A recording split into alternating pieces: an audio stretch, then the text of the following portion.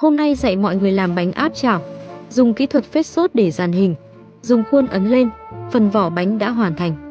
Cân đúng định lượng bột mì, rồi chiên thêm vài miếng hơi cháy xém. 9, 9, 8, không phải bộ 3. Vậy thì dùng cưa bàn cắt nhiều lần, cho đến khi làm ra toàn bộ các linh kiện. Hút 5ml tương cà, phết đều lên bề mặt bánh. Lắp ráp các linh kiện.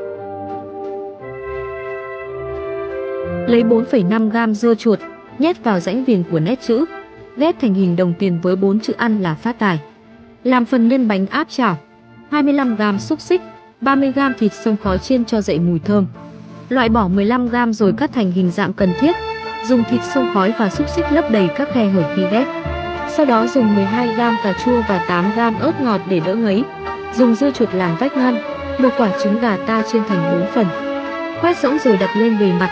Thêm 2,5g rong biển lưỡi bao quanh đồng tiền là hoàn thành.